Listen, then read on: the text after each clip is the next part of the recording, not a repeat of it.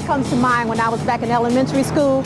You know, when you're in like 4th or 5th grade, there's always one kid in the class that's been let back a couple of grades, the only one that's sitting there with a mustache on his face. So when we played dodgeball, whenever John got that ball, everybody would run, including the gym teacher. You know, all the other kids would try to get your little arm or your legs. John would go for your head. And when he got that ball, I'm going to tell you, it was a stampede. Dodgeball was the fiercest of schoolyard games, requiring lightning reflexes and nerves of steel. If you weren't fast enough, you got bonked. And we all know this thing can sting. So much so that school districts in a dozen states actually banned dodgeball. But the game we loved just wouldn't go away. These days, dodgeball's coming back, and not for kids, and with a vengeance.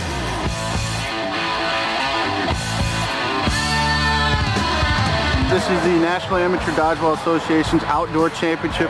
What do we got? 103 teams playing dodgeball today. We've got some from Pennsylvania, Tennessee, Kentucky, coming from across the U.S. I drove from Anderson, Indiana, and it took me 4 to 5 hours, but it was well worth the travel. Usually it's a 6.5-hour trip. It took us about 7 hours, a lot of stops. Here's how it works. There are 2 teams of 6 players each. They play for 5 minutes or until every man on one team is out. There are 6 balls going all the time, but the balls aren't the same as the ones you remember. We used to play with the rubber balls in the past, and that hurt. We had a lot of criers in grade school. Back in the day, we played with the big hard rubber kickball. Now we play with a foam-covered ball. It's all foam. It's not the hard rubber one that leaves welts. Ball never hurt. You just gotta dodge it. You're not supposed to get hit.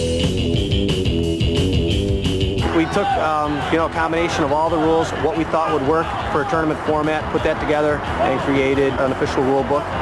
Blow the whistle, everybody rushes to get the balls.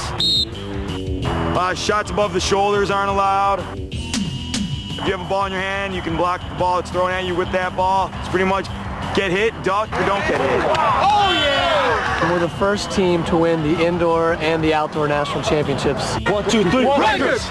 They want to win more than anything, and when we didn't win 2 years ago, the trip home was awful. All the guys come and they see us playing in a men's division, and they're like, oh, it's just a bunch of girls playing on a team. We surprised them, like, we just got out by a girl.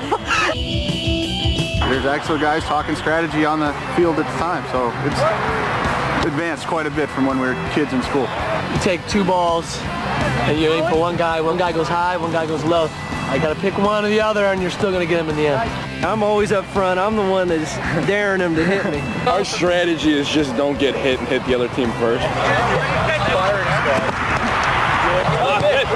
In the end, everyone's a winner. But it was the Kings who took home the big trophy. Coming up next, Person dives into the pool. proof that a picture is worth 1,000 words. Dive car?